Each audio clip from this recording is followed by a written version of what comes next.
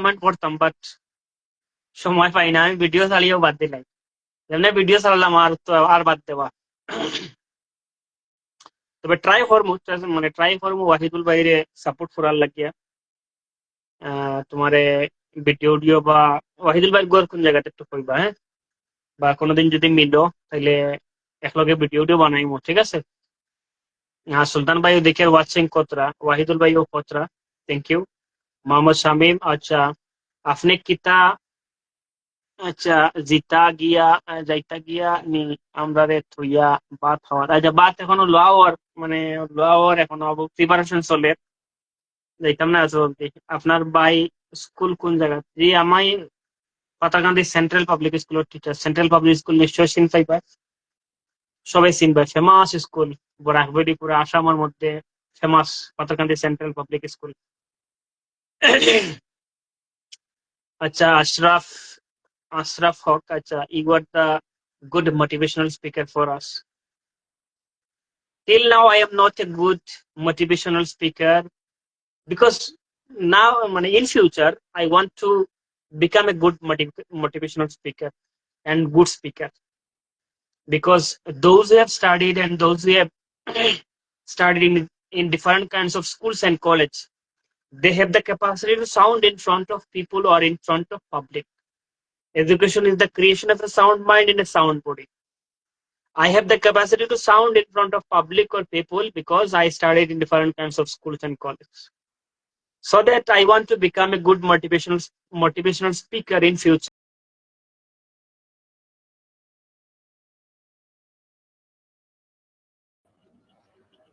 আসসালামু আলাইকুম, স্বাগত জানাচ্ছি FM 90.2 শুরু হয়ে গেল আমাদের এই আয়োজন ইংলিশ ক্যারিয়ার আড্ডা উইথ এটিএম স্যার। বাংলাদেশের ইংরেজি শেখানোর বর্তমানে ক্ষেত্রে লক্ষ মানুষের স্বপ্ন পূরণের কারিগর ও সততার চাদরে মোড়ানো প্রতিষ্ঠান এটিএমস এর প্রতিষ্ঠাতা এটিএম মাহমুদ স্যার, যাকে আমরা এটিএম স্যার নামে চিনি। স্যার ইতিমধ্যে কিন্তু আমাদের সঙ্গে যুক্ত হয়ে গেছেন এবং অনেকের অনেক ধরনের প্রশ্ন আছে এই ইংলিশ ও ক্যারিয়ার নিয়ে। সেই প্রশ্নগুলোর উত্তর আজকে আমরা স্যারের কাছ থেকে জেনে নেওয়ার চেষ্টা করবো। আমি স্ক্রিনে স্বাগত জানাচ্ছি আমাদের এটিএম স্যারকে। স্যার আসসালামু আলাইকুম, কেমন আছেন? ওয়ালাইকুম আসসালাম ওয়া রাহমাতুল্লাহ, আলহামদুলিল্লাহ। বিফোর আই স্টার্ট, আমার কাছে মনে হচ্ছে একটু একো হচ্ছে, হয়তো সাউন্ডটা একটু একো হচ্ছে। তারপরেও ধন্যবাদ জানাচ্ছি ঢাকা এফএমকে আমাকে কানেক্ট করার জন্য। আমাকে শুনতে পাচ্ছেন ঠিক মতো? জি স্যার, আপনাকে শুনতে পাচ্ছি। ওকে, ধন্যবাদ জানাচ্ছি ঢাকা এফএম 90.4 কে আমাকে সুযোগ দেওয়ার জন্য। যেহেতু দীর্ঘ প্রায় 23 বছর মানুষের স্বপ্ন পূরণের কাজ করছি, মানুষ গড়ার কাজ করছি, আইএলটিএস ইংলিশ শেখানো, ইংলিশ শেখার সাথে এবং সেই সঙ্গে সঙ্গে ফ্রিল্যান্সিং এন্ড ডিজিটাল মার্কেটিং এর মাধ্যমে এদেশে যেন একটা মানুষও বেকার না থাকে, হালাল ভাবে ঘরে বসে ইনকাম করতে পারে এবং কিছু মানুষ যেন সহজেই সরকারি বা বেসরকারি চাকরি পেতে পারে, এটা নিয়ে কাজ করছি। একটা বড় অংশ যারা দেশের বাইরে যেতে চায়, স্টুডেন্ট ভিসায় যেতে চায়, ওয়ার্ক পারমিট ভিসায় যেতে চায়, ইউরোপে যেতে চায়, আমেরিকাতে, কানাডাতে, অস্ট্রেলিয়াতে এবং পৃথিবীর উন্নত বিভিন্ন দেশে যেতে চায়। একটা অংশ আমাকে বলে, স্যার যাদের যোগ্যতা আছে তারা তো স্টুডেন্ট ভিসায় যেতে পারে, বাট যাদের যোগ্যতা নাই তারা কি ওয়ার্ক পারমিট ভিসায় যেতে পারে কিনা, সেই সুযোগটাও আছে। এবং দীর্ঘদিন কাজ করছি, একটা বিশেষ মোটো নিয়ে কাজ করি এবং তা হচ্ছে, যদিও নামটা এটিএমস, ট্যাগলাইনটা সততার চাদরে মোড়ানো। আপনার ইচ্ছা মতো প্রশ্ন করুন। যারা এবার পাশ করেছেন এসএসসি, এইচএসসি, দাখিল, আলিম এবং যারা পাশ করেছেন ডিপ্লোমা অথবা অনার্স পাশ করেছেন অথবা চাকরি করছেন, তারা অনেকে চায়, স্যার আমরা আইএলটিএস করে কি করতে পারি, আমরা ইংলিশ থেকে কি করতে পারি, আমরা কি আসলে দেশে কিছু করতে পারি কিনা অথবা দেশের বাইরে যেতে পারি কিনা, বৈধভাবে কিভাবে করতে পারি, অল্প খরচের মধ্যে যেতে পারি কিভাবে, স্কলারশিপ নিয়ে যেতে পারি কিভাবে, হ্যাঁ বিনা পয়সায় পড়তে পারি কিভাবে। অনেকে আমাকে এটাও বলে, কিভাবে হাজবেন্ড বা ওয়াইফ একজনের যোগ্যতা দিয়ে সবাই যেতে পারে অথবা বাচ্চা সহ যেতে পারে কিভাবে। হ্যাঁ, একটা পরিবর্তন দরকার, এটা কিভাবে করা যায়। সবকিছু মিলে আজকে যারা আমাকে দেখছেন শুনছেন তাদেরকে বলবো যে আপনারা অবশ্যই প্রশ্ন করার সময় আপনাদের জিপিএটা লিখবেন, কত সালে পাশ করেছেন, কি পাশ করেছেন, রেজাল্ট কেমন ছিল, আর উদ্দেশ্য কি, আপনারা দেশে থাকতে চাচ্ছেন না বিদেশে যেতে চাচ্ছেন, ইংলিশ শিখে ফ্রিল্যান্সিং ডিজিটাল মার্কেটিং করতে চাচ্ছেন নাকি দেশের বাইরে যেতে চাচ্ছেন, অথবা স্টুডেন্ট ভিসা যেতে চাচ্ছেন নাকি ওয়ার্ক পারমিট ভিসা যেতে চাচ্ছেন? অনেকে বিভিন্নভাবে প্রশ্ন করে কত বয়স পর্যন্ত যাওয়া যায়। তো আপনারা এই জাতীয় প্রশ্ন করার আগে একটু নিজেদের ডিটেলসটা লিখুন। আমি আশা করি তাহলে সহজে এবং স্পেসিফিক অ্যান্সার করতে পারবো ইনশাআল্লাহ। ধন্যবাদ স্যার আপনাকে। বোধহয় আপনি শুনছেন ঢাকা এফএম 90.4। আমি ফার্স্টে প্রশ্ন করার আগে অবশ্যই আপনাকে একটু বলে দিতে চাই, সেটা হচ্ছে আপনি কিন্তু অবশ্যই এই লাইভটি বেশি বেশি করে শেয়ার করতে পারেন আপনার যে আত্মীয় পরিজন আছে, আপনার প্রোফাইল পেজ বা গ্রুপ যেখানে উঠে যাবে, তাহলে কিন্তু সবাই উপকৃত হবে। স্যার আমরা প্রশ্ন করতে যাচ্ছি আমাদের আলী হোসেন লিখেছিলেন যে আসসালামু আলাইকুম স্যার, আপনি ভালো আছেন? আমি ক্লাস 7 পর্যন্ত লেখাপড়া করেছি, এখন কি আমি আইজেএস করতে পারবো নাকি শিক্ষাগত কোনো যোগ্যতা লাগে? আলী হোসেন, ধন্যবাদ জানাচ্ছি। ক্লাস 7 পর্যন্ত পড়াশোনা হয়েছে, তুমি তো আর লেখাপড়া করোনি, বাট বয়সটা এখনই কত বয়স? যদি বয়সটা মোটামুটি হয়, যেমন 30 বা 30 আশেপাশে হয়, তাহলে অনেকগুলো সুযোগ এখনো আছে। এমনকি আরো একটু বলে রাখি, অনেক সময় আমাকে বলে, স্যার লেখাপড়া হয়নি তাই বলে কি স্বপ্ন পূরণ করবো না? লেখাপড়া ভালো করতে পারিনি তাই বলে কি বাকি জীবনটা এভাবেই চলবে? আমাদের কি কিছু নাই? হ্যাঁ, যারা লেখাপড়া করেছে, শিক্ষাগত যোগ্যতা আছে, তারা তো আমেরিকাতে, কানাডাতে যাচ্ছে, ইউরোপে যাচ্ছে, অস্ট্রেলিয়াতে যাচ্ছে। যাদের নাই তারাও কি যেতে পারে? যেমন সে আলী হোসেন মাত্র 7 পর্যন্ত লেখাপড়া করেছে, বাট তারও তো ইচ্ছা করে যে বড় কিছু হওয়ার, তারও তো ইচ্ছা করে তার পরিবর্তন একটা আনার, তারও তো ইচ্ছা করে যে ইউরোপের মতো জায়গায় কয়েক লক্ষ টাকা হালাল ইনকাম করার। আজকে গুড নিউজ দিচ্ছি, আলী হোসেনের মতো যারা আছে, যারা তেমন লেখাপড়া করেনি, তাদেরকে একটু ইংলিশ শিখতে হবে, আইএলটিএস লাগবে না। বাট তাদেরও সুযোগ আছে বিভিন্ন দেশে, ইউরোপের বেশ কিছু দেশে, যেমন এখন সাইপ্রাসে যেমন স্টুডেন্ট ভিসা দিচ্ছে। আইএলটিএস এ 5 পেলে, জাস্ট 5.5 বা 5 পেলে স্টুডেন্ট ভিসা হচ্ছে। ইন্টারমিডিয়েট পাস হলে, অথবা আলিম পাস হলে, অথবা অনার্স পাস হলে, অথবা ফাজিল পাস হলে মাদ্রাসা থেকে হচ্ছে, আবার এদিকে জেনারেল লাইন থেকে হচ্ছে। সেই সঙ্গে সঙ্গে অনেকে এটাও জানে যে অন্য দেশে যাওয়া যায়, বাট অনেকেই জানে না মাত্র আইএলটিএস এ 5 পেলে যাওয়া যায় এটার পাস হলে, অথবা ডিগ্রি পাস বা অনার্স পাস হলে। এবং এটা অনেকে জানে না মাদ্রাসা থেকে যাওয়া। আজকে তার সাথে যোগ করে দিব, আমি খুব কমই বলতে পেরেছি এত বড় গুড নিউজ, এবং সেটা হচ্ছে ইউরোপের সাইপ্রাসের মতো দেশে, যেটা আপকামিং সেনজেন একটা কান্ট্রি, এবং সেখানে এখন স্টুডেন্ট ভিসার পাশাপাশি ওয়ার্ক পারমিট ভিসা হচ্ছে। এবার সেই সংখ্যা আমি বলবো সেটার সম্ভাবনা মোর দ্যান 90%। অর্থাৎ যাদের লেখাপড়া তেমন নয় আলী হোসেনের মতো, তারাও এখন ইউরোপে যেতে পারবে ইনশাল্লাহ। হ্যাঁ, তাদেরকে আমরা এখানে গড়ে তুলছি, তাদেরকে জাস্ট স্পোকেন আর রাইটিং শেখাচ্ছি। জাস্ট যারা কিচ্ছু পারে না, জিরো থেকে শুরু করছি, লেখাপড়ার যোগ্যতা ওখানে লেখা নেই, এখানে ইউরোপে যাওয়ার সুযোগ আছে ওয়ার্ক নিয়ে, কাজের বিষয় নিয়ে। আলহামদুলিল্লাহ, এই সুযোগ তো আছে কিছুদিন। আমি বলেছি আমার জীবনে কখনো কোনোদিন মিথ্যা স্বপ্ন দেখাইনি, যতটুকু স্বপ্ন দেখাই ততটুকু সত্য স্বপ্ন দেখাই, ততটুকুই। এখন আপনি বলতে পারেন, স্যার আমার তো এত টাকা নাই, ইউরোপে যাব ওয়ার্ক পারমিট ভিসায় বা কাজের বিষয়ে যাব, সে টাকা নাই, তাহলে আমার জন্য কি অন্য কোনো স্বপ্ন পূরণের সুযোগ আছে অল্প টাকার মধ্যে? হ্যাঁ, সেই সুযোগ আছে। এশিয়াতে কিছু কিছু ওয়ার্কের সুযোগ আছে, কাজের ভিসার সুযোগ আছে। যেমন এখন এই মুহূর্তে এশিয়ার একটা অন্যতম গুরুত্বপূর্ণ দেশ লাওসে কাজের ভিসা হচ্ছে অল্প টাকায়, খুবই সামান্য টাকায়।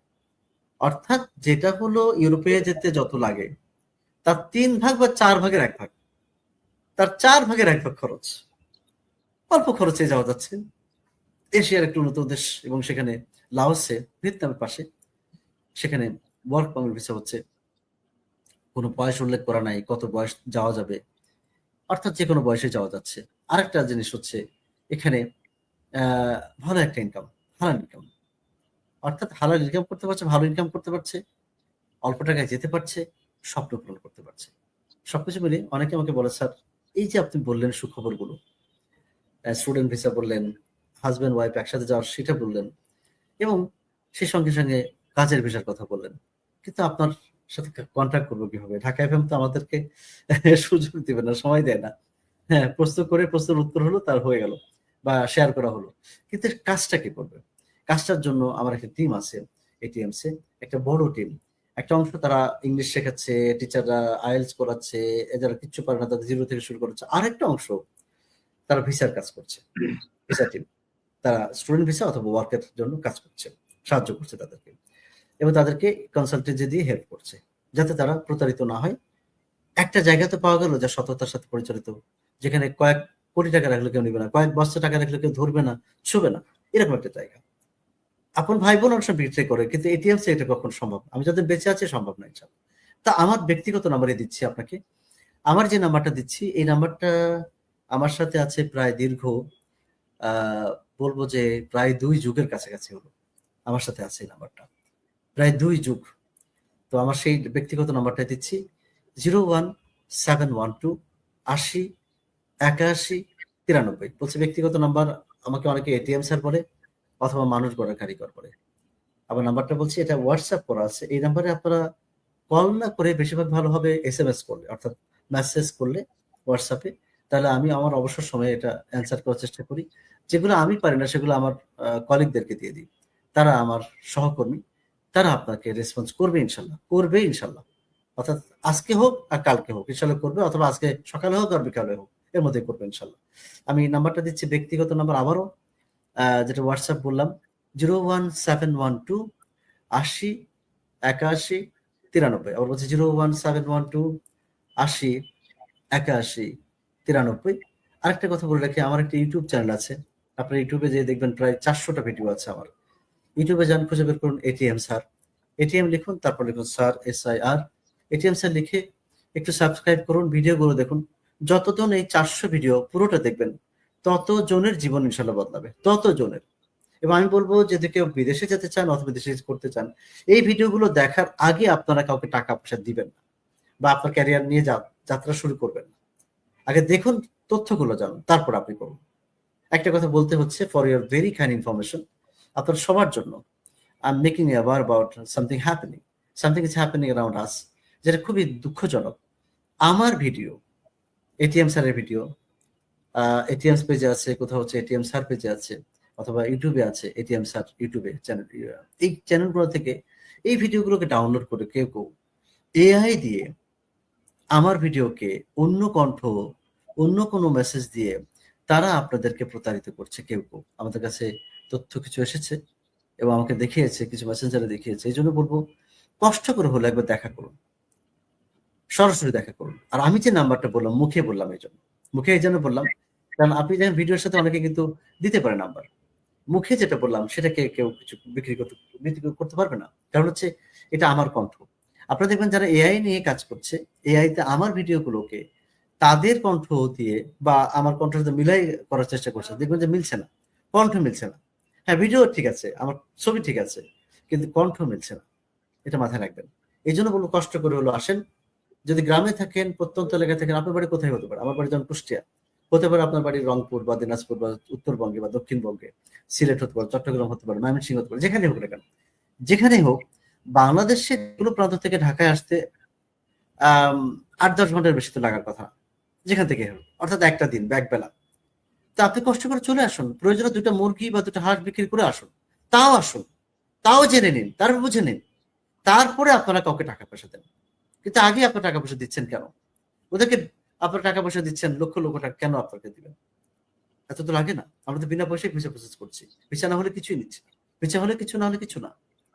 তো সুতরাং এই সুযোগটা আপনার কাজে লাগান।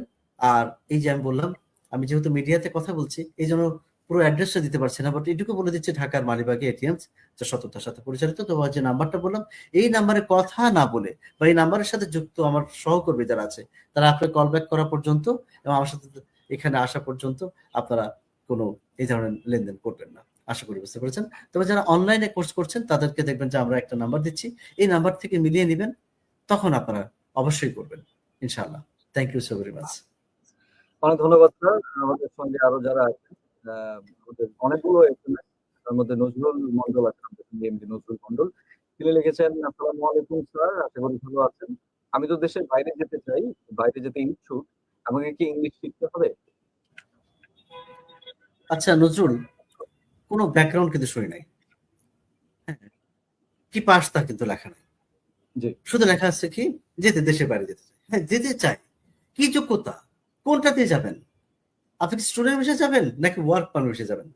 আপনার যোগ্যতা জানতে হবে, আপনার আর্থিক সচ্ছলতা কেমন তা জানতে হবে, আপনি ম্যারিড কিনা, আনম্যারিড কিনা, অথবা আপনার বাচ্চা কাচ্চা আছে কিনা, সবই জানতে হবে। তো মানে হওয়ার পরে আমি কিন্তু কখনো মিথ্যা স্বপ্ন দেখাই না। আপনি তথ্য না দিলে আমি কিন্তু আপনাকে সঠিক তথ্য দিতে পারবো না, আপনি স্পেসিফিক কোনো অ্যান্সার দিতে পারবো না। এই জন্য আমি বলবো, আবারও বলছি, যারা তথ্য দিচ্ছেন কিন্তু জাস্ট স্পেসিফিক তথ্য দিচ্ছেন না, আপনার ডেটা দিচ্ছেন না, তাদের ক্ষেত্রে ডাক্তার কিন্তু ভুল করতে পারে। আমি সেই ভুলটা করতে চাই না। আমি কিন্তু আপনার ক্যারিয়ারের ডাক্তার, আমি আপনার যে গড়ার জন্য কারিগর। তো আমি সেই ক্ষেত্রে কেমন করে আপনাকে বলি যে আপনি যেতে পারবেন?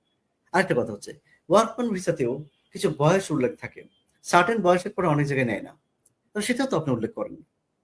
যেতে চান, আমি তো কখনোই কাউকে মিথ্যা স্বপ্ন দেখে না। আমি তো বললাম গত 23 বছর মানুষের স্বপ্নপূর্ণ কাজ করছি। 23টা বছরে তো আমাকে কেউ কখনো প্রলুব্ধ করেও, লোভ দেখিয়েও আমাকে তো কিনতে পারেনি। আমি তো বলেছি যে আমাকে 100 কোটি, 1000 কোটি, কোটি কোটি টাকা আমাকে কেনা যাবে না, লক্ষ কোটি টাকা আমাকে কেনা যাবে না। অর্থাৎ যেটা হারাম সেটা থেকে আমি যাবো না, কখনো যাইনি।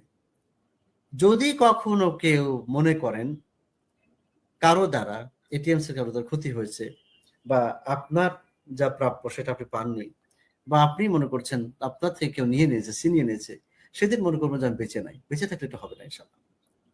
এটিএম যতদিন আছে, আমি যতদিন বেঁচে আছি, ওইটার সুযোগ নাই। গত 23 বছরে একটা ঘটনা ঘটেনি, বাকি জীবনে ইনশাল্লাহ ঘটবে না।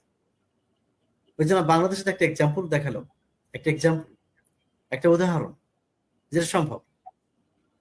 আমাদের ছোটবেলায় একটা কথা শুনতাম যে টাকা হলে বাঘও নাকি হা করে। এই কথাটা শুনতাম, আপনি জানি না শুনছেন কিনা সিফাত। আমি আমার ছোটবেলায় শুনেছি বাঘও হা করে, কিন্তু আমি তো কোনোদিন হা করিনি। এই পর্যন্ত এটিএম থেকে বলতে পারবে না গত 23 বছরে আমার এই ক্যারিয়ার, এই পথ চলা, কেউ কখনো এটা বলতে পারবে না কখনো এটা হয়েছে। এই জন্য আমার ব্যক্তিগত নাম্বার কেউ দেয়, দেখবেন যে সেলিব্রিটি যারা আপনার বেশ পরিচিত মুখ, তারা সাধারণত কি করেন না, তাদের ব্যক্তিগত নাম্বার দেন না। আর আমি দিচ্ছি আমার যেটা আমার ন্যাশনাল আইডিতে দেওয়া, আমার এনআইডিতে দেওয়া, যেটাতে আমার পাসপোর্ট, যেটাতে আমার সবকিছু, যেটাতে আমার ঠিকানা, সেই নাম্বারটা আপনাকে দিচ্ছি।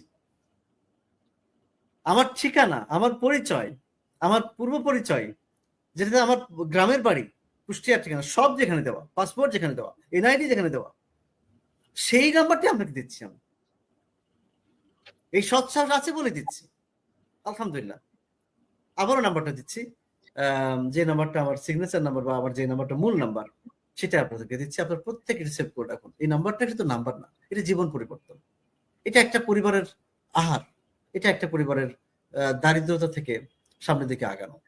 সেই নাম্বারটা দিচ্ছি, ব্যক্তিগত নাম্বার। এটিএম স্যার বা মানুষ গড়ার কারিগর, যেহেতু আমাকে এটিএম স্যার বলে, এই নামেই দেখবেন যে পেজ আছে, এই নামেই দেখবেন যে ইউটিউবে আমার চ্যানেল আছে এটিএম স্যার, একটু সাবস্ক্রাইব করে রাখুন। 01712 80 81 93। আবার বলছে 01712 80 81 93। এটাতে হোয়াটসঅ্যাপ করা আছে, হোয়াটসঅ্যাপ মেসেজ করলে বেশি ভালো হয়। আমি একটু বলে রাখি, একটা হাদিস এবং কোরআনের কিছু ইঙ্গিত আছে এরকম।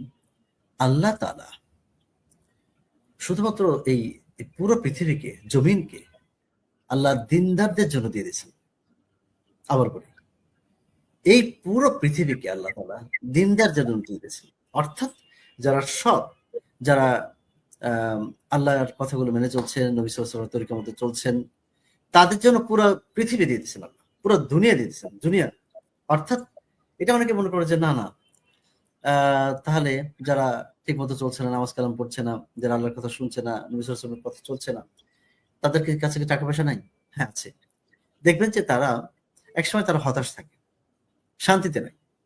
আর পুরো পৃথিবীর রাজত্ব দিয়েছেন শুধুমাত্র এই দিনদার ব্যক্তিদের জন্য। তাদের যতটুকু আছে তাতেই তারা পুরো পৃথিবী এনজয় করে, তারা শুকরিয়া আদায় করে।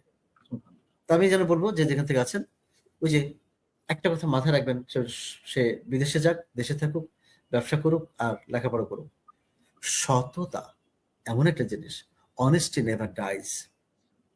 সততার কোনোদিন মৃত্যু হয় না।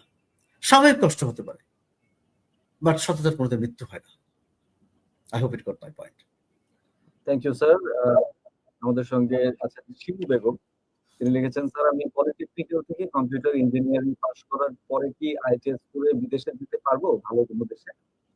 তিনি আসলে বিস্তারিত বিস্তারিত লেখেন না, তারপরে তো কম্পিউটার সায়েন্স পড়ছেন এটা বলছেন, জি। তাই না? তোমাদের শুভকামনা। কম্পিউটার সায়েন্স পড়ছো, কিন্তু যদি একটু আগে আমাকে জানাতে বা একটু আগে আমার সাথে দেখা করতে। এই কম্পিউটার সায়েন্সে যারা পৃথিবীতে একেবারে প্রথম 2-3 দিনের মধ্যে বা প্রথম 1-2 এর মধ্যে কে আছে, আইটিতে কারা ভালো? আপনি অবাক হয়ে যাবেন, চায়নাতে বিনা পয়সায় পড়ার সুযোগ, বিশ্বমানের এডুকেশন, আইটি নিয়ে পড়ার সুযোগ, কম্পিউটার সায়েন্স এন্ড ইঞ্জিনিয়ারিং পড়ার সুযোগ। এবং সেখানে এখন এআই এর যে চর্চা চলছে সেটা আমাদের দেশে এখন হয়নি। ওখানে এআই এর একটা হাইয়েস্ট লেভেলে অ্যাপ্লিকেশন চলছে। তো সেখানে তুমি পড়তে পারো, তুমি এখানে কোথায় পড়ছো আমি জানি না, বাট তোমার যদি সুযোগ থাকে তাহলে ভালো জায়গায় পড়ো। আমার দেশের কোথাও নিষেধ করা নাই তুমি যেতে পারবে না, বরং তুমি ওখান থেকে পড়ে এইটা আমাদের দেশে অ্যাপ্লাই করো, দেশ উপকৃত হবে ইনশাল্লাহ। ভালো জায়গা থেকে পড়ো। তুমি তো জানতেই না পৃথিবীর মানে সবচেয়ে আইটিতে যারা ভালো, একেবারে মানে প্রথম 1-2 এর মধ্যে, যদি আমেরিকা বলো, চায়না বলো, এর চেয়ে বেশি আর কি হতে পারে, এর চেয়ে ভালো কি হতে পারে? তো সেখানে তুমি পড়তে পারছো। চায়নাতে তুমি একদম ফুল ব্রাইট স্কলারশিপ পেতে পারো, লেখাপড়া ফ্রি, থাকা খাওয়া ফ্রি, তুমি এর সাথে আরো কিছু স্টাইপেন্ড পেতে পারো, সবকিছু মিলে তোমার জন্য একটা বড় সুযোগ ছিল। এটা তো অনেকেই জানে না। আপনি আরো অবাক হবেন যে কম মানে জিপিএ নিয়ে 2.5 জিপিএ নিয়ে চায়নাতে স্কলারশিপ পড়তে পারছে, তা স্কলারশিপ যেতে পারছে, তাও আবার ওয়ার্ল্ড র্যাঙ্ক ইউনিভার্সিটিতে। এবং ওরা যেটা চায়, ওরা যেটা পড়ায়, দেখবেন যেটা প্রয়োজন সেটা তারা পড়ায় না, যেটা শুধু থিওরিটিক্যাল অ্যাসপেক্ট আছে সেটা পড়ায় না তারা। অর্থাৎ ওখান থেকে পড়লে সে কিছু করতে পারবে জীবনে ইনশাআল্লাহ। এই সুযোগটা আছে। আপনার কয়জন জানতেন, বা আজকে যারা আছেন গার্ডিয়ান অনেকে জানি না, বলে স্যার টাকা পয়সা লাগবে, কত লাগবে? আর টাকা পয়সা ছাড়াও তো যাওয়া যায়, সামান্য কিছু খরচ, বিমান ভাড়ার সাথে আর অল্প কিছু খরচ। একটা ছেলে বা মেয়ের জীবন যদি 2 থেকে 2.5 লাখ টাকা দিয়ে গড়ে দিতে পারে, একটা উন্নত দেশে যেতে পারে, পড়তে পারে, ওখানে কিছু ইনকাম করতে পারে, ওর সাথে ওখানে নিজেকে গড়ে তুলতে পারে, সংসারের অভাব দূর করতে পারে, মাত্র 2 থেকে 2.5 লাখ টাকা দিয়ে, এটা আমরা কয়জন জানি? আমরা হতাশ করছি। এরপরে জীবনে একবার আসেন, দেখা করুন, জানুন। আপনি কেন হতাশ হচ্ছেন? এবার আরেকটা গুরুত্বপূর্ণ তথ্য দিই। আপনি জানেন মনে হয় এবার মিষ্টির দোকানগুলোতে খা খা করেছিল এইচএসসি পরীক্ষার পরে। রেজাল্টে আমি দেখেছি যে খা খা করেছিল। কে মিষ্টি কিনতে যাবে? ছেলের রেজাল্ট হয়েছে, মেয়ের রেজাল্ট হয়েছে, ভালো হয়নি। আশা করেছিল জিপিএ 5 পাইনি, আশা করেছিল 4+ পেয়েছে 3 এর নিচে, আশা করেছিল ভালো রেজাল্ট করবে, দেখেছে ফেল করেছে। এরকম অনেক হয়েছে এবার। এই জন্য মিষ্টির দোকানে খা খা ছিল, অনেকটা ফারার মতো ছিল। অন্য সময় ছিল উপচে পড়া ভিড়, এবার কিনতে চায় নাই, খুব কম। কেন? আসলে রেজাল্ট পায়নি। যে জিপিএ 5 চেয়েছিল, গোল্ডেন চেয়েছিল, সে হয়তো নর্মাল একটা পেয়েছে, অর্থাৎ তার আসার মতো হয়নি। তো এরকম সময় আমি একটা গুড নিউজ দিচ্ছি যারা ফেল করেছে তাদের জন্য, যারা খারাপ রেজাল্ট করেছে তাদের জন্য গুড নিউজ দিচ্ছি, এবং যারা ফেল করেছে তাদের জন্য গুড নিউজ দিচ্ছি। এটা আপনি বলতে পারেন যে স্যার এটা কেমন কথা বলেন, ফেল করেছে তাদের জন্য কিছু গুড নিউজ আছে? হ্যাঁ, যারা ফেল করেছে একটু তোমরা আলহামদুলিল্লাহ বলো। কারণ অনেকেই জানে না যে মাত্র ম্যাট্রিকের পরে বা দাখিলের পরে, অর্থাৎ এসএসসি বা দাখিল বা ম্যাট্রিকের পরে, এই লেভেলের পরে চায়নাতে ইঞ্জিনিয়ারিং পড়া যায়, প্রকৌশল লেভেল পড়া যায়, ডিপ্লোমা। 3 বছরের ডিপ্লোমা তারা করতে পারছে, তাও বিনা পয়সায়, ফ্রি লেখাপড়া, থাকা খাওয়া একেবারে নমিনাল খরচ, ঢাকার চেয়ে অনেক কম। সেখানে তারা ফেল গুলো নিচ্ছে, অর্থাৎ যারা ম্যাট্রিক পাস, মানে যে ইন্টার ফেল করেছে সে ম্যাট্রিক পাস করেছে, তো ম্যাট্রিকের পরে যাওয়া যাচ্ছে। এবং সেখানে সে ইঞ্জিনিয়ারিং পড়বে, তাও উন্নত জায়গায়। এবং তার মজার ব্যাপার হচ্ছে এই 3 বছরের পরে জাস্ট 2 বছর যদি যোগ করে, তাহলে তার বিএসসি ইঞ্জিনিয়ারিং হয়ে যাচ্ছে, অনার্স হয়ে যাচ্ছে। তো অনেকেই জানে না। এবার আরো অবাক করার কথা, একটা মানুষ ইঞ্জিনিয়ারিং পড়বে, প্রকৌশল বিদ্যা নিয়ে পড়বে, সেক্ষেত্রে আর্টসে পড়েছে, আর্টস থেকে যাওয়া যাচ্ছে, কমার্স থেকে যাওয়া যাচ্ছে, সায়েন্স থেকে যাওয়া যাচ্ছে, অর্থাৎ যে কোনো গ্রুপ থেকে যাওয়া যাচ্ছে। এই তথ্যগুলো আমরা জানতাম না, হতাশ করছি। একবার কি আসা যায় না, আমার সাথে দেখা করা যায় না? আমি আজকে বলবো যারা যারা দেখছেন শুনছেন, সে দেশে থাকতে চান আর বিদেশে যেতে চান, ওই যে বললাম যারা ফেল করেছে তারা আলহামদুলিল্লাহ বলবে এক সময়, যারা ফেল করেছি বলেই এই চিন্তাটা করেছিলাম যে আমাকে চায়নায় যেতে হবে, আমাকে বিদেশে যেতে হবে। যদি পাস করতে ভালো রেজাল্ট করতে তাহলে এখন যাওয়া হতো না, হয়তো অনার্সে পড়ে যাওয়া বা ইন্টারে পড়ে যাওয়া হতো, তাই তো? এখন যাওয়া হতো না, ম্যাট্রিকের পরে যাওয়া যায় এটা জানতো না। আমি ওই জন্য বললাম মাঝে মাঝে কিছু, আমার একটা ছোট্ট একটা ঘটনা বলি। আমি যখন ইন্টারের পরে, ইন্টারমিডিয়েটের পরে, আমাদের সময় তখন ছিল, তো খুব বেশি করে চেষ্টা করলাম হচ্ছে মেডিকেলের জন্য। বাবা বললেন যে দেখো আমার বাবা একজন ইঞ্জিনিয়ার, তো আমাদের পরিবারে আমার একজন ফুফা, উনি ইঞ্জিনিয়ারিং করেছেন, তো উনিও করেছেন, বাবা ইঞ্জিনিয়ার। বললেন যে আমার বেশ পরিবারে কয়েকজন ইঞ্জিনিয়ার আছে, কিন্তু ডাক্তার নাই। তো যেহেতু আমাদের বংশে ডাক্তার ছিল না তখন, এখন হয়ে গেছে আলহামদুলিল্লাহ। তখন আমার বাবা বলছিলেন যে তুমি ডাক্তারি পড়ো, তোমার একটাই চিন্তা থাকবে যে আমাকে এমবিবিএস পড়তে হবে, ডাক্তার হতে হবে। যেহেতু আমাদের বেশ কয়েকজন, আমার বাবা সহ বেশ কয়েকজন ইঞ্জিনিয়ার ছিলেন। তখন আমি ভাবলাম যে ঠিক আছে, আমি চেষ্টা করলাম। আমার বাড়ি কুষ্টিয়া, আমি ঢাকাতে চলে আসলাম, কোচিং করলাম, তখন মেডিকেল কোচিং করলাম, আর অন্যগুলো কোচিং করলাম না, শুধু মেডিকেলের জন্য। তো অনেক এফোর্ট দিলাম, অনেক কিছু করলাম, অনেক চেষ্টা করলাম, কিন্তু দুঃখের বিষয় হচ্ছে, আমি এখন আলহামদুলিল্লাহ বলি, তখন তো দুঃখের বিষয়ে কানাকাটি করেছিলাম, আমি চান্স পেলাম না। অল্প কিছু নাম্বারের জন্য চান্স পেলাম না, 1.5 বা 1.7 জন্য হবে, এটার জন্য হলোই না চান্স। যাই হোক, চান্স হলো না যখন, তখন আমার মনে আছে আমি আমার আম্মা দুজন একে অপরের গলা ধরে কান্নাকাটি করেছি, দুজনেই। তো তারপরে, কারণ আমার আম্মা আমার জন্য অনেক কিছু করেছেন, কারণ উনি রাত জেগে আমার জন্য থাকতেন, যতক্ষণ পর্যন্ত আমি পড়তাম উনি থাকতেন, বসে থাকতেন, পাহারা দিতেন যে না কি কি লাগবে, এমন ছিলেন মা। তো যাই হোক, আমি যখন চান্স পেলাম না মেডিকেলে, তখন আমার আম্মা, উনিও কানলেন, ওনারও মনে কষ্ট হলো। তবে উনি একটা সান্ত্বনা বাক্য বললেন, এমন একটা কথা বললেন, দেখো তুমি এটাতে চান্স পাওনি এই জন্য যে আল্লাহ এর থেকে ভালো কিছু দিবেন এই জন্য। আর তুমি যদি চান্স পেয়ে যেতে, তাহলে এর থেকে ভালো কিছু আর হতো না তোমার জীবনে। তুমি দেখো তোমার জীবনে এর থেকে ভালো কিছু আছে। সত্যি কথা বলতে কি, তখন আমি ভাবলাম যে আমার আম্মা নিশ্চয়ই নিছক সান্ত্বনা দেওয়ার জন্য বলছে। কারণ আমাদের তখন কি ছিল, ইঞ্জিনিয়ারিং এবং মানে ডাক্তারি, তো হয় সে বিএসসি করবে অথবা সে কি করবে, এমবিবিএস করবে। তা আমি আমার ভাবতেছিলাম যে কি আসলে হতে পারে, এমবিবিএস এর চাইতে ভালো আর কি হতে পারে। আমার তো মাথায় ধরে না। আমার আম্মা তো বললেন তোমার জানা আর ভালো কিছু আছে। ঠিক তার কিছুদিন পরে, কয়েক মাস পরেই আমার কাছে কিছু ভালো কিছু খবর আসলো, দেশের বাইরে যাওয়ার অপরচুনিটি আসলো, আইটি নিয়ে পড়ার সুযোগ আসলো, তাও মানে বিশ্বের একটা ভালো জায়গায়, যেখানে আইটিতে পৃথিবীতে অন্যতম ভালো একটা জায়গায় পড়ার সুযোগ আসলো, আলহামদুলিল্লাহ। এবং সেইটা সুযোগ আসলো কম্পিউটার সায়েন্স এন্ড ইঞ্জিনিয়ারিং পড়ার সুযোগ, যেটা বাংলাদেশের পড়া একটা খুব একেবারে স্বপ্নের ব্যাপার ছিল। এমবিবিএস এ তো চান্স পাওয়া যাচ্ছিল, কিন্তু সিএসসি তে চান্স পাওয়া খুব অল্প কয়েকজন, মাত্র 30টা মতো সিট ছিল, মাত্র 30 জন এটার সুযোগ পাবে ঢাকা ভার্সিটিতে। এমবিবিএস এ কত হাজার হাজার চান্স পাবে, কয়েক হাজার, এখন তো 5,000-এর। তো তখন দেখলাম তাই তো, মাত্র 30 জনের মধ্যে যেটা সুযোগ আছে সেটা আমি তো পেলাম দেশের বাইরে, আলহামদুলিল্লাহ। এই জন্য বলবো, যে যেখান থেকে আছেন, যেটা হয়নি, কেন হয়নি জানেন? তার থেকে হয়তো আপনাকে আল্লাহ ভালো কিছু রাখছেন। ওটা হবে কেন? তুমি কেন ফেল করেছো? এই জন্য ফেল করেছো যে তোমার এমন কিছু আছে, আর ভালো কিছু ওয়েট করছো, এই জন্য ফেল করছো। পাস করলে যেটা হতো না, পাস করতে চিন্তাই করতে না, চাই না তো তুমি ডিপ্লোমা পড়তে যাবে, ইঞ্জিনিয়ারিং পড়তে যাবে, এবার তুমি বিএসসি করবে, এবার এটা রেজাল্ট দিতে হবে। আজকে যারা যারা শুনছেন, আমি বলবো এটা শেয়ার করে দেন।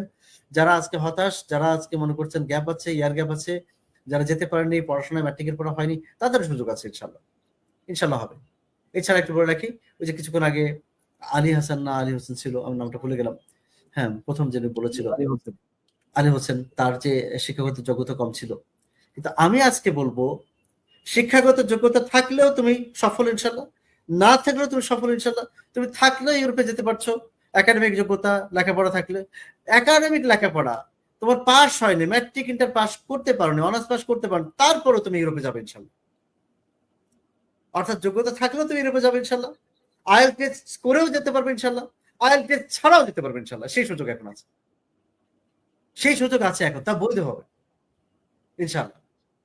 আমি এই জন্য বলবো, যারা এখনো নাম্বারটা আবার নেন, ভুলে হয়তো গেছেন, আমার পুরো নামটা এটিএম মাহমুদ, মানুষ আমাকে এটিএম স্যার বলে বা মানুষ গড়ার কারিগর বলে। দীর্ঘ 23 বছর মানুষের স্বপ্ন পূরণে কাজ করে যাচ্ছি। কোনোদিন সত্য ছাড়া মিথ্যা স্বপ্ন দেখাইনি।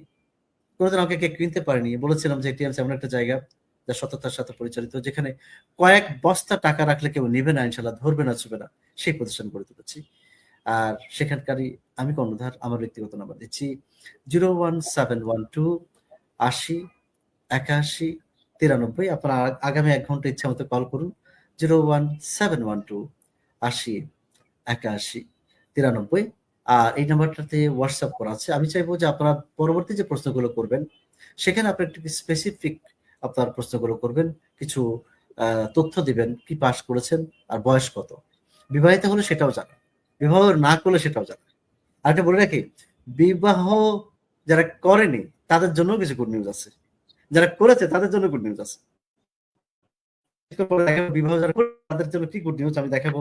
গত মাসের 2 তারিখে একটা ঘটনা ঘটেছে, সেটা দেখাবো তাদের ইনশাআল্লাহ। অনেক ধন্যবাদ স্যার। তাহলে আজকের এই আয়োজনটি বিবাহিত অবিবাহিত দুজনের জন্যই আসলে খুব বেশি পরিমাণে কার্যকরী হতে যাচ্ছে, উপকারী হতে যাচ্ছে সামনে। তো স্যার আমি দুইটা প্রশ্ন একসাথে নিব আপনার কাছে। আপনি অলরেডি এটা উত্তর দিয়েছেন, সেটা হচ্ছে যে আমাদের তানভীর হোসেন তিনি বলেছেন যে স্যার আমি 9ম শ্রেণীতে পড়ি, আমি অনেক ডিপ্রেশনে আছি, আমি আপনার সাথে দেখা করতে পারবো কিনা এই বিষয়ে। এবং আরো একটা প্রশ্ন আমি পৌঁছে দিতে চাই, সেটা হচ্ছে সাইফ-আল ইব্রাহিমের। তিনি লিখেছেন আমি 1994 সালে এইচএসসি সাউদিতে ছিলাম, এখন দেশে, আমার জন্য কোনো অপশন আছে কিনা, বয়স আগামী জানুয়ারিতে 43 শেষ হবে, কিছু করা যায় কিনা একটু দেখেন স্যার প্লিজ। আচ্ছা, প্রথমে যিনি 9 এ পড়ছে তার কথা একটু বলে রাখি। তুমি ক্লাস 9 এ পড়ছো, তুমি বলেছো তোমার জীবনে তুমি একটা হতাশ, এটা বলেছো। আমি এর আগের একটা লেকচারে বলেছিলাম পৃথিবীতে সবচেয়ে শত্রু, মানুষের শত্রু কে, এটা কে বলতে পারবেন? সিফাত কি বলেন, আপনার কাছে কি মনে হয়? ইচ্ছা শক্তি। এটা তো ঠিক আছে, কিন্তু মানে মানুষের শত্রু কে? শত্রু, স্বীকৃত শত্রু শয়তান। শয়তান।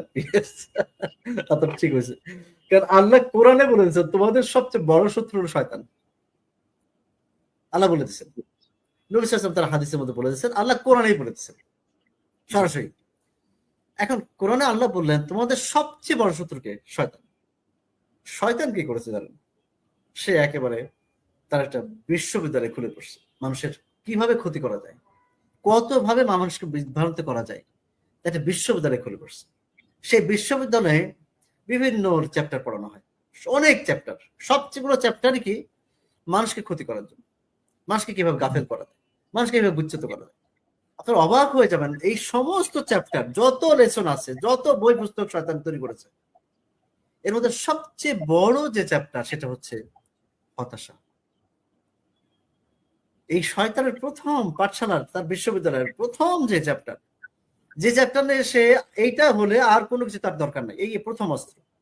এই অস্ত্র যদি তার কাজে লাগাতে পারে, তাহলে সে দ্বিতীয়, তৃতীয়, 100, 10, 200 বা 1 লক্ষ যে তার অস্ত্র আছে, সে কোনটা কাজে লাগায় না, একটাই যথেষ্ট। সেটা হচ্ছে হতাশা।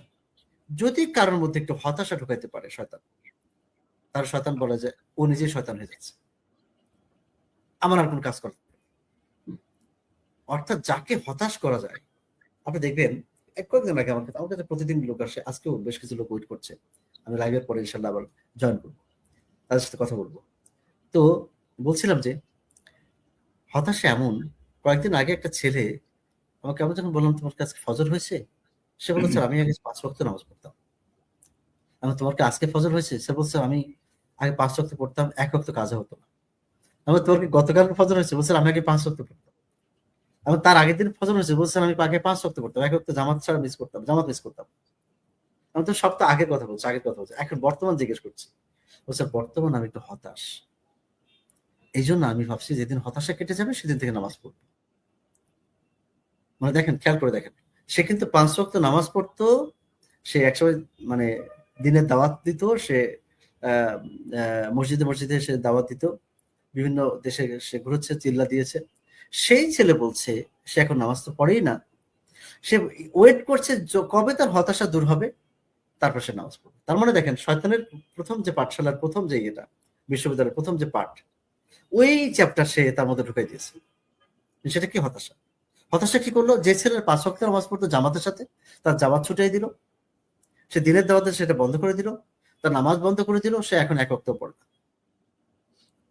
এবং তারপরে কি করছে দেখেন, সে লেখাপড়া বন্ধ করে দিয়েছে, সে সিনেমা দেখা শুরু করে দিয়েছে, সে ভিডিও গেমস খেলা শুরু করেছে। সে কি করেছিল? তার এমন সব বন্ধুর সাথে মেশা শুরু করলো যে বন্ধুদের প্রত্যেকেই আসলে বেনামাজি। এবং দেখেন, সে যে ছেলেটা একসময় আড্ডাকে ঘৃণা করতো, সে এখন আড্ডা দেওয়া শুরু করেছে। অর্থাৎ তার মানে সবচেয়ে খারাপ জিনিস হচ্ছে হতাশা। কখনো হতাশাকে প্রশ্রয় দিবেন না। যদি কখনো হতাশা আসে, মনে রাখবেন শয়তান আপনাকে ইনভাইট করছে, শয়তানের ঘরে আপনাকে আমন্ত্রণ জানাচ্ছে। এই জন্য কখনো করবেন না। আর প্রথমেই বলি, যারা মুসলিম আছেন তাদেরকে বলবো, তরুণ থেকে শুরু করে যত আছেন, বাপ মা থেকে শুরু করে প্রত্যেকে, মুসলিম 5 ওয়াক্ত নামাজ যেন 4 না হয়। নবী সাল্লাল্লাহু আলাইহি ওয়াসাল্লাম বলছেন সহিহ হাদিস, মুসলিম আর কাফেরদের মধ্যে পার্থক্য হচ্ছে নামাজ। ফজর দিয়ে দিন শুরু করতে হবে, 5 ওয়াক্ত নামাজ যেন 4 না হয়। আমি বলছি না আপনাকে হুজুর হতে হবে, আমি বলছি না আপনাকে একেবারে আলখিল্লা পড়তে হবে, হ্যাঁ, জুব্বা পড়তে হবে, পাগড়ি পড়তে হবে, তা বলছি। আপনি যে পোশাকে আছেন সেই পোশাকে নামাজ পড়েন। আপনি গেঞ্জি পরে আসছেন, টি শার্ট পরে, তাতেই নামাজ হবে ইনশাআল্লাহ। আপনি শার্ট প্যান্ট পরেছেন, তাতেই নামাজ হবে। আপনি স্যুট টাই পরেছেন, তাতেই নামাজ হবে ইনশাআল্লাহ। যে অবস্থায় যে চাকরি করছেন সেখানে নামাজ হবে ইনশাআল্লাহ। 5 ওয়াক্ত নামাজ যেন 4 না হয়, তাহলে নামাজ আপনার হতাশা থেকে দূরে রাখবে। আবার বলি, ফজর দিয়ে দিন শুরু করেন, 5 ওয়াক্ত নামাজ যেন 4 না হয়। ফজরের পরে ঘুমাবেন না। আমাকে বলে, স্যার আমি তো আমি আল্লাহর কাছে চাই, এতবার বলি, কিন্তু আল্লাহ আমাকে তো রিজিক দেন না। আল্লাহ আমাকে তো আমার দিকে তাকান না। আমি মাসে 10,000 টাকা বেতন পাই, আমার তো হয় না কিছু। আমি কেন হবে? তার ফজর পড়ছে, বলছে স্যার পড়ি নাই। তুমি ফজর যখন আল্লাহ রিজিক বন্টন, তখন তো ঘুমাই আছো। আল্লাহ যখন রিজিক বন্টন করছো, তুমি তখন ঘুমাই আছো। ঘুমাই থাকার পরে যখন রিজিকটা বন্টন শেষ হয়ে, তখন তুমি উঠছো। আমি এই জন্য বলি মাঝে মাঝে যে ফজর যেন না। আর অন্য ধর্মে যারা আছে তাদেরকে বলবো, যার যার ধর্ম তার কাছে। অন্য ধর্মে যারা আছে তারাও যেন দিনটা যেন তার আগে উঠতে না পারে। দিন শুরু করো, দিন শুরু হওয়ার আগে। অলসতাকে পরিহার করো, ইংলিশে তুখর হও। তোমার জীবনের বেকারত্বকে আমি জাদুঘর রাখবো ইনশাল্লাহ। আর যে 9-এ পড়ছো, তোমাকে এখন বলবো, এখন থেকে শুরু করো। যে ব্যাকগ্রাউন্ডে হোক না কেন, সে লেখাপড়া করেছে আর না করেছে আমি জানি না, তাকে আমি বললাম তার বেকারত্বকে আমি জাদুঘর রাখবো। কিভাবে জানেন? যদি এটিএমস থেকে যদি কেউ আইএলটিএস করে, যদি সে দুর্বল থাকে, সে 0 থেকে শুরু করবে। অথবা মোটামুটি লিখতে পড়তে পারে, সে লেভেল 1 2 করবে। লেভেল 1 2 করলো, আইএলটিএস করলো, আইএলটিএস এ যতজন 7 পাবে এটিএমস থেকে আইএলটিএস করে, ততজনকে আমি চাকরি দিব ইনশাআল্লাহ। আমার সাথে একটা প্রতিষ্ঠানের চুক্তি হয়েছে, ঢাকার একটা প্রতিষ্ঠানে, ঢাকার মধ্যখানে অবস্থিত সে একটা প্রতিষ্ঠান, যেটা আমেরিকার 13টা স্টেটের সাথে কাজ করছে, 13টা রাজ্যের সাথে কাজ করছে, একটা কল সেন্টার।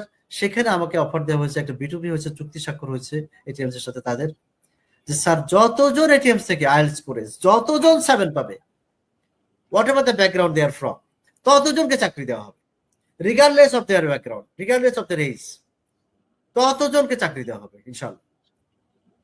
এবং আরেকটা কথা বললে কি, যদি 7.5 পাই, তাহলে আমি এটিএমসি চাকরি, 7 পেলে ওইখানে চাকরি দেবো ইনশাআল্লাহ।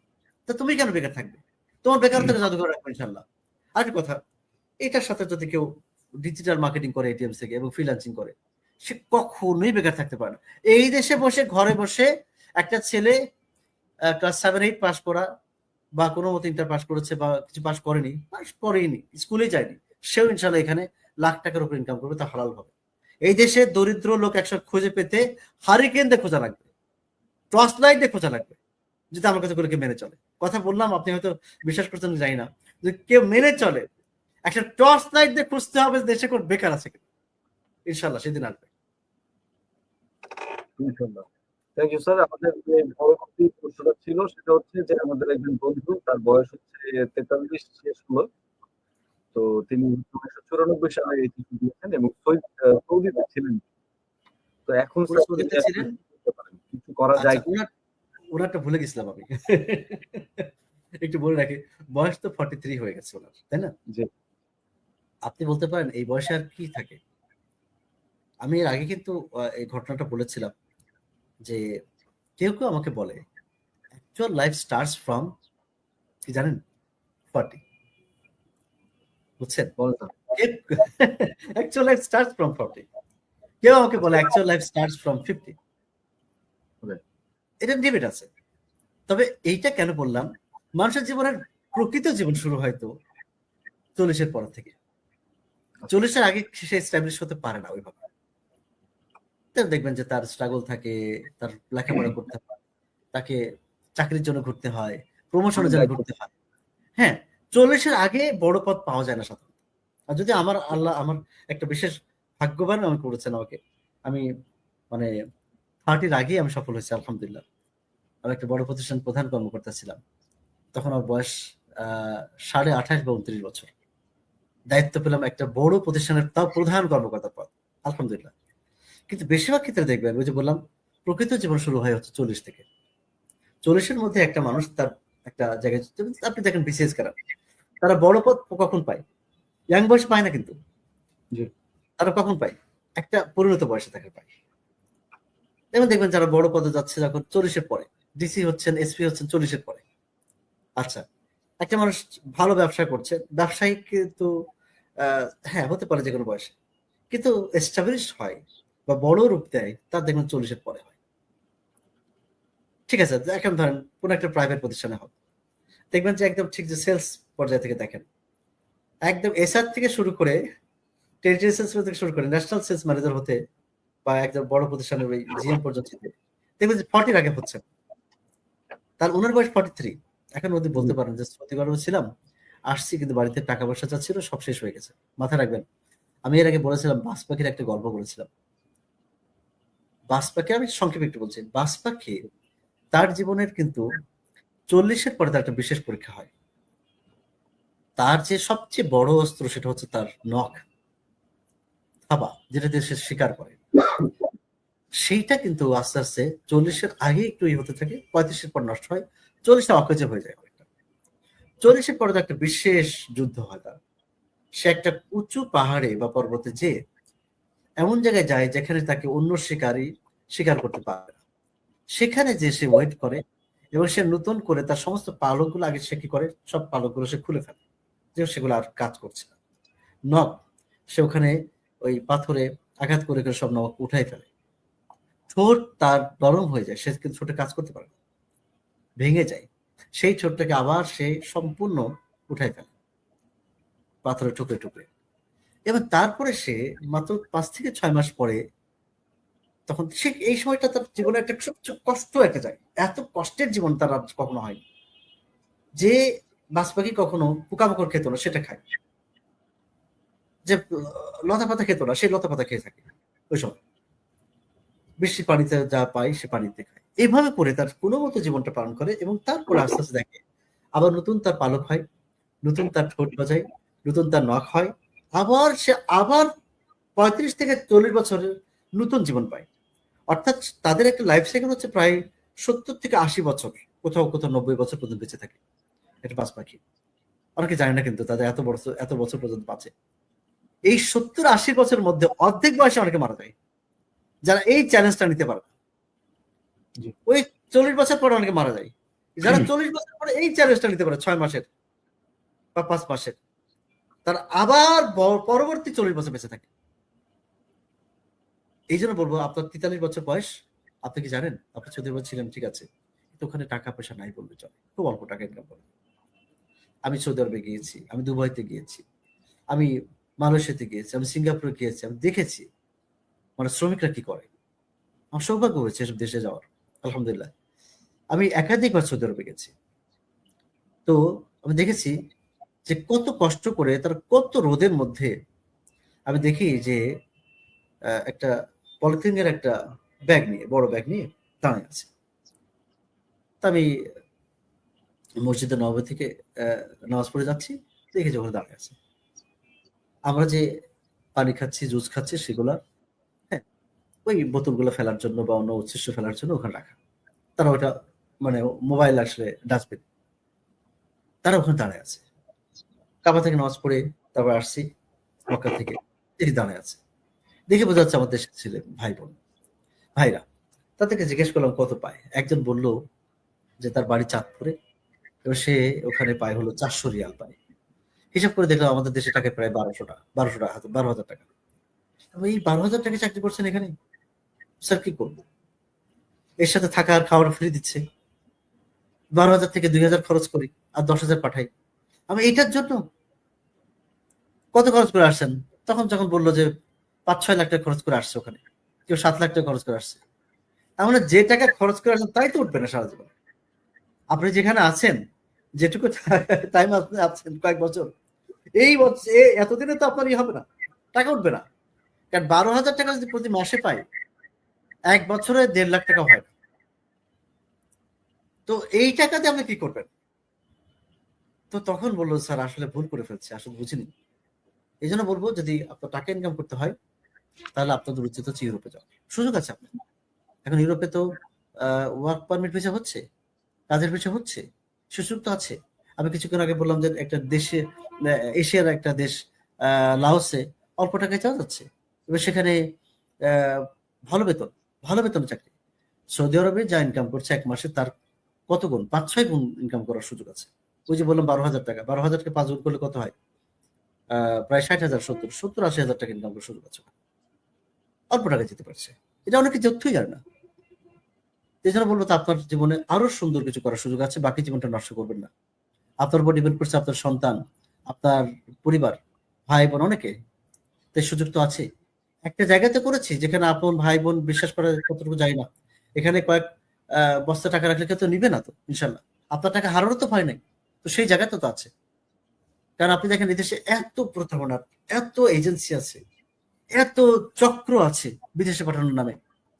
তারা টাকা নিয়ে নিচ্ছে, হবে কিনা তা দেখছে না, তার টাকা নিয়ে সর্বশান্ত করছে মানুষকে। এর মাঝখানে একটুকু সততা তো আছে, তাই এটিএমস। আমি বলবো যে কালকে চলে আসুন, পরশু যেন না হয়। কাল কাল করতে করতে হয় না। অনেকে আমার সাথে দেখা করতে চেয়েছিল এক সময়। এমন হয়েছে, যেদিন দেখা করার স্বপ্ন দেখেছে, একটা ভদ্র মহিলা আসছেন 14 বছর পরে। উনি 14 বছর আগে স্বপ্ন দেখেছেন যে আমি এটিএমস এর সাথে একদিন দেখা করব। উনি আসছেন ঠিকই, ওনার ছেলে একজন নিয়ে আসছেন, তখন ছেলেটা নাকি ছোট ছিল। স্যার তখন ছেলেটার বয়স ছিল 3-4 বছর বয়স ছিল। আজকে ছেলে বড় হয়েছে, সে এখন ইন্টারে পড়ে, আজকে নিয়ে আসছে আমার কাছে। এতদিন ভাবছি যে একদিন যাবো এটিএম স্যারের কাছে, আমার তো কিছু নাই, আমার সন্তানটা মানুষ। এই 14 বছর আপনি করবেন না, এত দেরি করবেন না। অর্থাৎ উনি যে আগে আসছেন, উনি নিজেই কিছু করতে পারেন, উনি নিজেই ঘরে বসে ইনকাম করতে পারেন। ওনার ছেলের জন্য ওয়েট করতে হতো না। 14 বছর অনেক কিছু হতো, উনি হালাল ভাবে সচ্ছল হতো, ধনী হতো। আমি মাঝে মাঝে বলি, if you are born poor, that's not a mistake, that's not at all your problem, but don't die poor. If you are born poor, that's not at all a crime or mistake or something wrong, but don't die poor. গরিব হয়ে জন্মগ্রহণ করেছে, এটা তোমার অপরাধ না, কিন্তু গরিব হয়ে মৃত্যুবরণ করো না।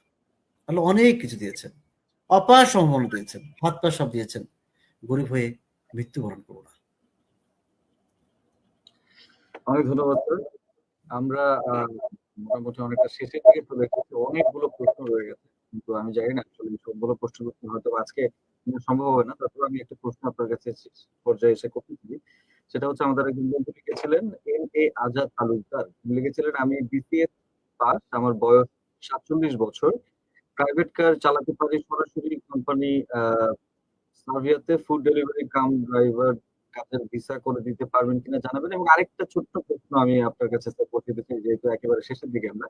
এটা লিখেছিলেন আমাদের মিকাইল, এমডি মিকাইল। তিনি হচ্ছেন লিখেছেন, স্যার আমার বয়স 43 বছর 6 মাস, আমি সেনাবাহিনীতে জব করেছি, আমি কি এই বয়সে যেতে পারবো সার্বিয়াতে? স্যার একটু জানাবেন। আসসালামু আলাইকুম ওয়া রাহমাতুল্লাহ। আচ্ছা, ধন্যবাদ দুজনেই, মোটামুটি সিনিয়র। তবে একজন বলেছেন ওটা মানে বিএসএস হবে, হয়তো হবে, বিসিএস তো হবে না, ওটা মনে হয় প্রথমটা যেটা, ওটা মনে হয় বিএসএস হবে, বা হ্যাঁ বিএসএস হবে, হতে পারে বিএসএস ডিগ্রি হতে পারে, অল্প অনার্স হতে পারে। বিএসএস পাস, হ্যাঁ বিএসএস, তো তাদের জন্য সুযোগ আছে। আমি জাস্ট একটু দেখাই, যদি অনার্স হয় তাহলে কেমন সুযোগ আছে, আর না হলে কেমন সুযোগ আছে একটু দেখাই। আমি দেখার চেষ্টা করছি। এই মাস তো, গত মাসে একটু বলি, দেখেন কত মানুষের স্বপ্ন পূরণ হচ্ছে এটিএমস এর মাধ্যমে, আলহামদুলিল্লাহ, হালাল ভাবে, বৈধ ভাবে। আমি সেটা দেখানোর চেষ্টা করছি। গত মাসের একটা ঘটনা, গত মাসের 2 তারিখে ফ্লাই করেছে। দেখেন, দেখতে পাচ্ছেন মনে হয় একটা ভিসা। জি। এটা হচ্ছে রাবেয়া সরকারের একটা ভিসা দেখাচ্ছি। উনি অনার্স পাস এবং ঠিক যিনি বললেন যে বিএসএস বা বিএসএস অনার্স করেছেন তার জন্য এরকম একটা সুযোগ আছে। উনি ডেনমার্কের ভিসা এটা। এটা ডেনমার্কের ভিসা। গত মাসের ২ তারিখে ফ্লাইট করেছেন ডেনমার্কে। আচ্ছা, এটা হলো তার ভিসা। এই ভদ্র মহিলা একদিন আসলেন আমার কাছে। এসে আমাকে বললেন, "স্যার, আমি তো অনার্স পাস করেছি। আমি ইউরোপে যেতে চাই কিন্তু আমি একা যাব না।" আমি, "কেন?" বলছে, "আমি আমার আমার ২ টা বাচ্চা আছে, ২ টা মেয়ে আছে। তাদেরকে নিয়ে যেতে চাই এবং সেই সঙ্গে, সঙ্গে আমার হাসব্যান্ডকে নিয়ে যেতে।" অর্থাৎ হাসব্যান্ড নিতে চাই, তার ২ বাচ্চা আছে, ২ টা মেয়ে, তাদেরকে নিতে চাই এবং সে যেতে চায় একসাথে। স্যার, এটা কি সম্ভব? একজনের যোগ্যতা, আমার যোগ্যতা, মানে উনার হাসব্যান্ডের তেমন যোগ্যতা নাই। বাচ্চা তো ছোটই। কিন্তু একজনের যোগ্যতায় এই ৪ জন যেতে পারবে কিনা? এটা তার প্রশ্ন ছিল। আমি বলেছিলাম যে, "আপনি অনার্স কিনা?" বলছে, "স্যার, আমি অনার্স।" "তাহলে শুধু আইএলটিএস করেন। আইএলটিএস করেন এটিএমস এ।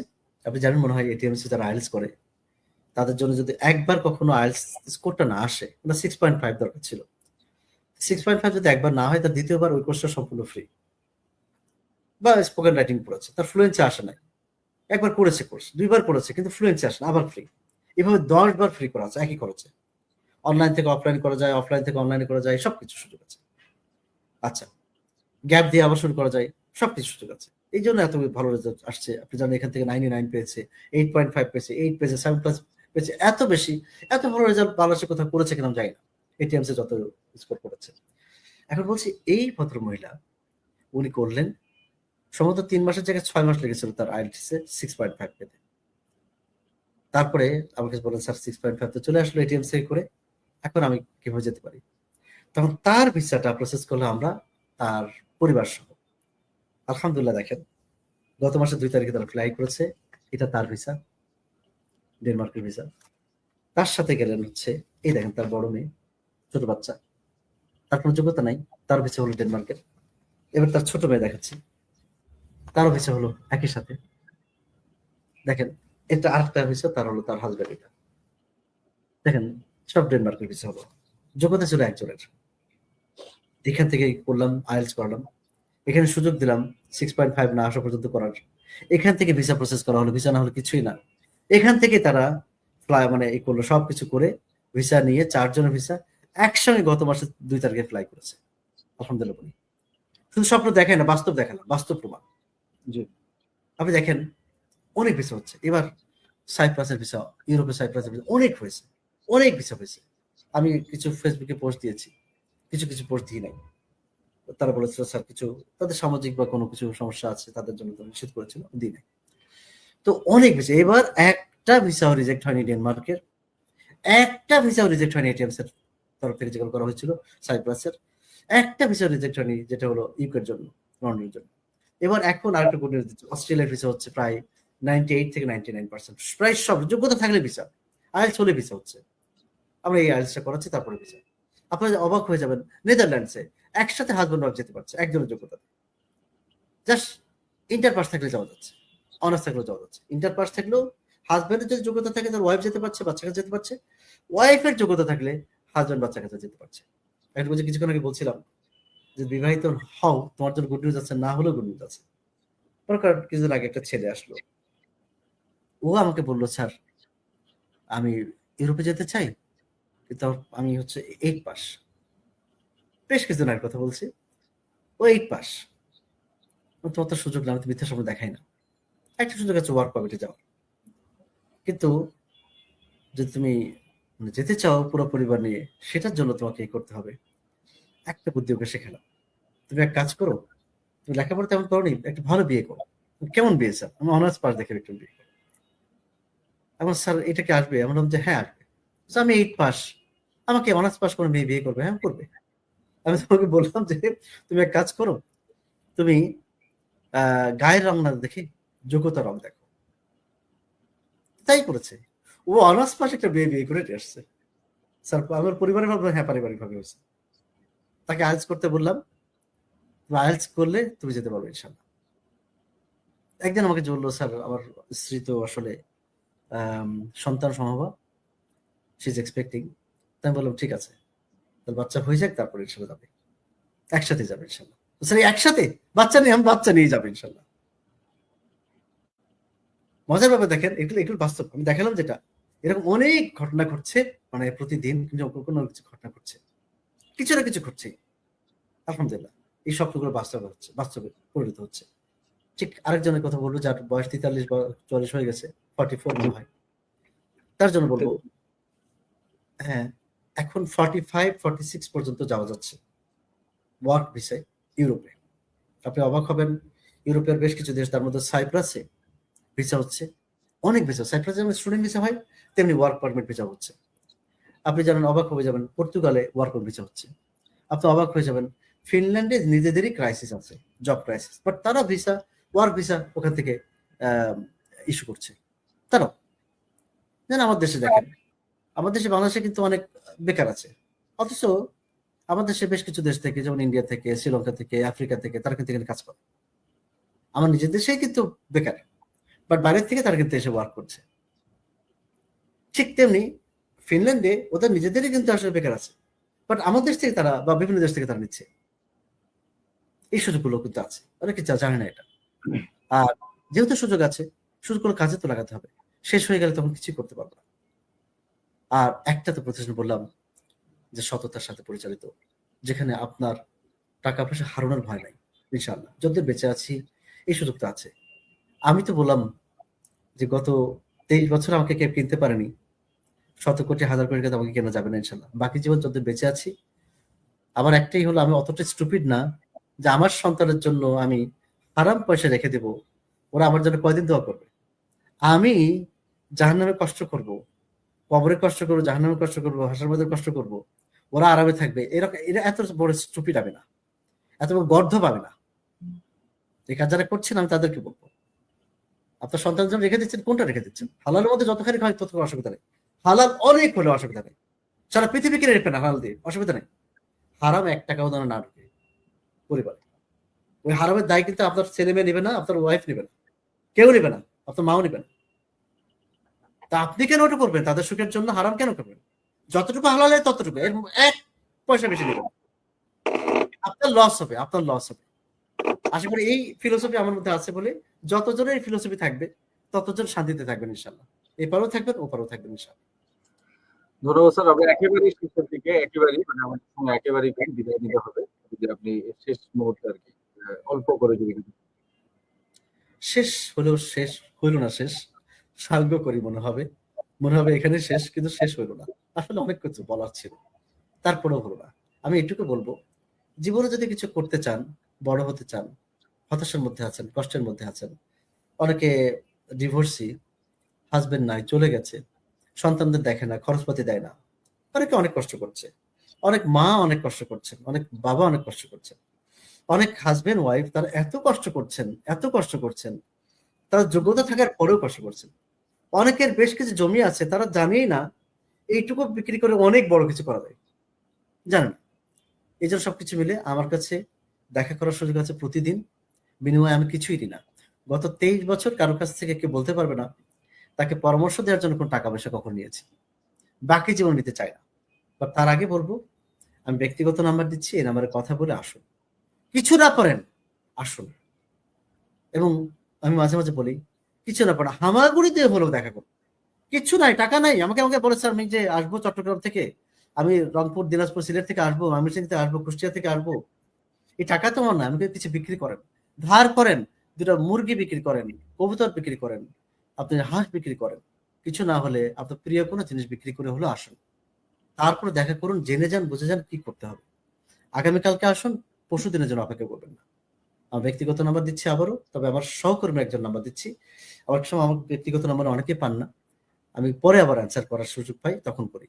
ব্যক্তিগত নাম্বার দেওয়ার আগে আমার সহকর্মী একজন নাম্বার দিচ্ছে, যিনি এটিএম স্যার একজন কর্মকর্তা, 01318-222-647, সর্বোচ্চ 01318-222-647। আরেকজন কর্মকর্তার নাম্বার দিচ্ছি, ভিসা নিয়ে যার কাজ করছেন, ওয়ার্ক ভিসা অথবা স্টুডেন্ট ভিসা অথবা পুরো পরিবার নিয়ে ভিসার জন্য, 01318-222-633, সর্বোচ্চ 01318-222-633।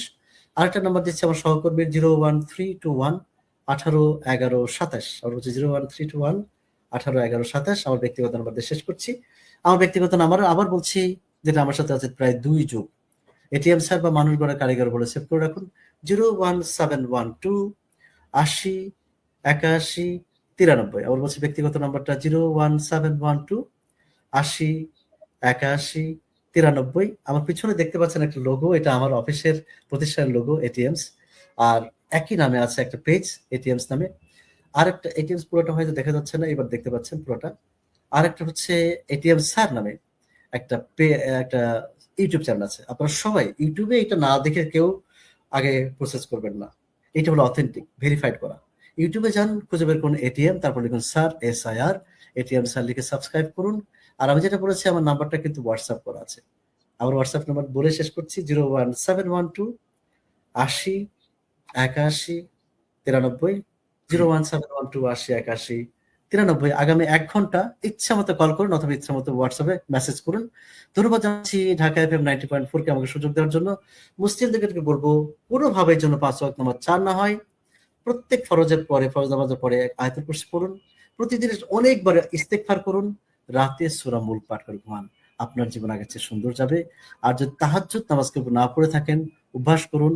এটা আপনার জীবনকে একটা নতুন জীবন দেবে ইনশাআল্লাহ। ধন্যবাদ জানাচ্ছি আবারও Dhaka FM 90.4। Thank you so very much. অনেক ধন্যবাদ স্যার। আমাদের সঙ্গে ছিলেন এটিএম স্যার, মানে এটিএম হামিদ স্যার। অনেকগুলো গুরুত্বপূর্ণ তথ্য আমরা স্যারের কাছ থেকে জেনে নিলাম এবং দর্শক আজকে প্রশ্ন থেকে বিদায় নিতে হচ্ছে একেবারে শেষ পর্যায়ে আমরা। তো আপনি অবশ্যই আমাদের পেজে কিন্তু এই আয়োজনগুলো পেয়ে যাবেন। এই আয়োজনগুলো কিন্তু আপনি শেয়ার করতে পারেন বেশি করে। যাই হোক, আপনি ভালো থাকবেন, সুস্থ থাকবেন, ভালো রাখবেন পরিবেশটাকে। আজকের জন্য কি করছি, বিদায়।